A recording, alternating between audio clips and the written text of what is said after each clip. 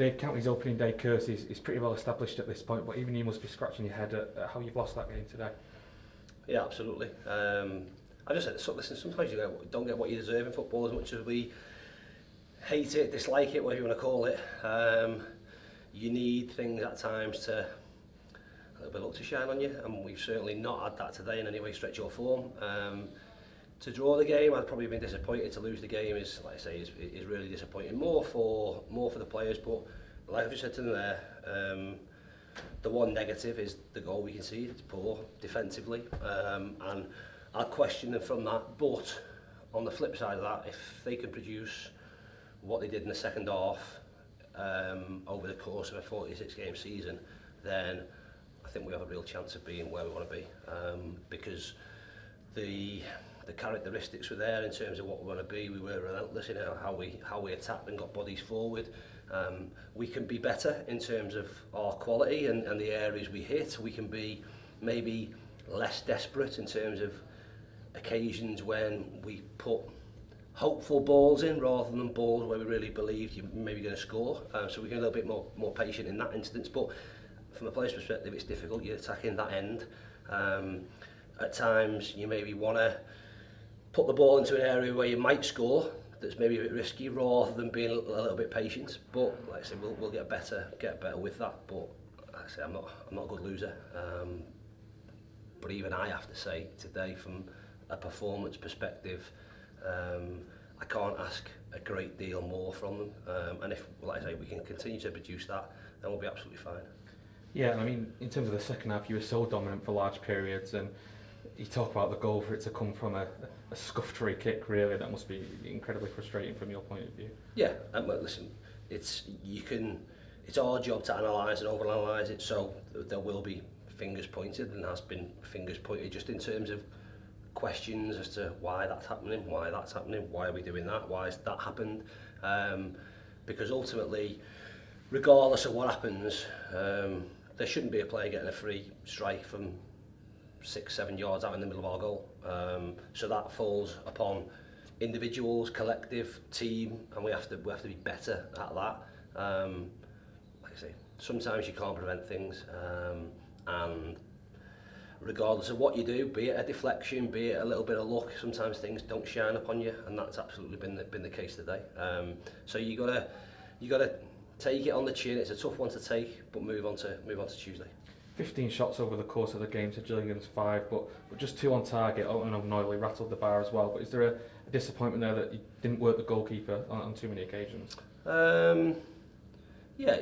Listen, sometimes that's going to be tough in terms of what you're looking to do. We in fairness, we forced them back, and they're defending the penalty area. You've got to look at it and say they're defending the penalty area. Well, if we're shooting from 20 yards, is it better to just statistically just hit the target and let the keeper make an easy save, or do you commit to what you're doing? If you're trying to score and it requires you to smash the ball as hard as you can and try and get it to the top corner, then there's a more than equal chance that sometimes that's going to miss the target, and statistically that goes down to a shot off target.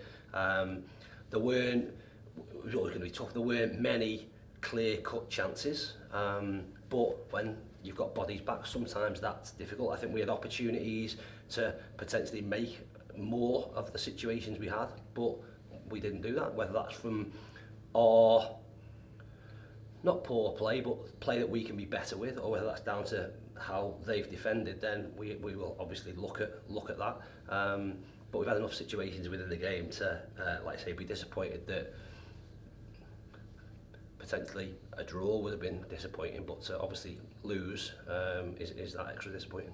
Changed shape in the second half as well. Nick Powell dropped a little bit deeper and he went more towards the 3-5-2 that we saw on many occasions last season, and that seemed to make a difference in that second half. Yeah, it changed in the first half, so after probably, like I say, 35 minutes or so, just felt that we weren't being able to certainly get a press on, and we weren't getting control as we'd like. And from that point on, it worked. We were clearer within our pressing structures.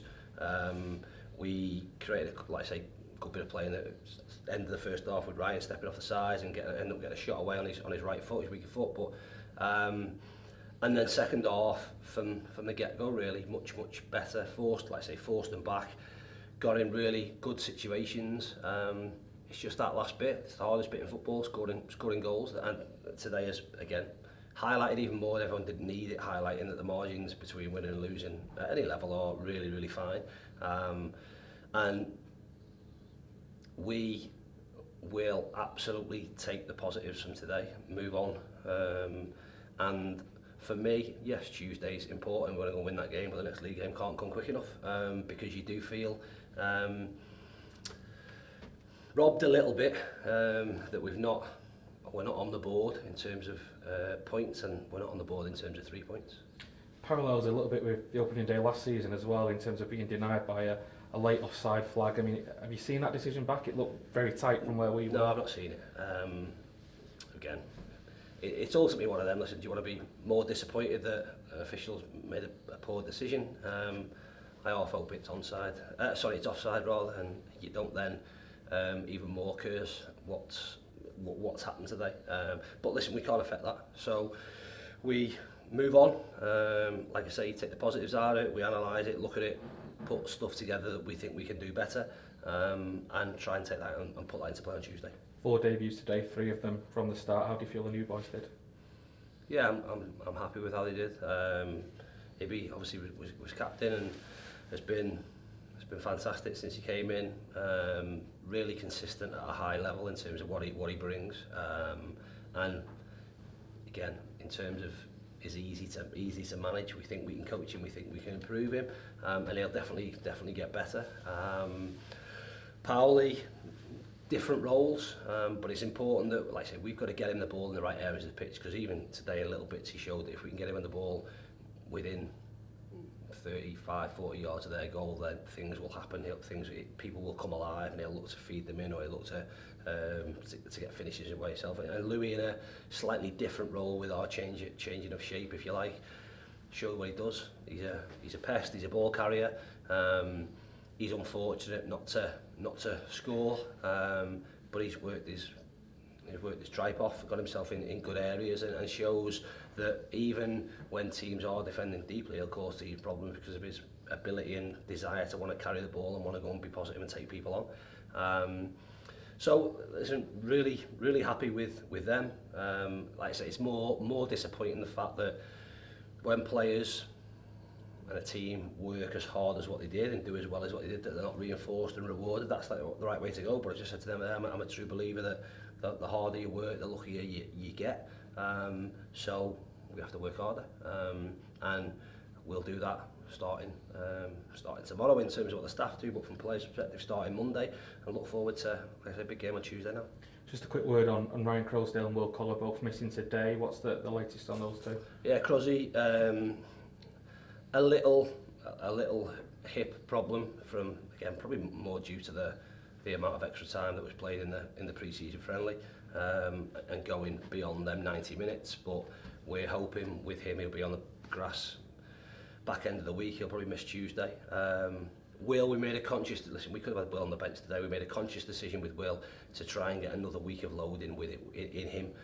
So he, rather than having a bench today and just give him a little bit of time and have to top him up, that he trained today. So he's done a real tough session today at Carrington this morning, which means that for next week he'll start the game on Tuesday. And fingers crossed, everything being equal, we should be able to eke his minutes up and get him maybe 65 minutes, maybe 60, a little bit more, and that will take him closer to being able to complete a full 90 minutes, which for us is brilliant.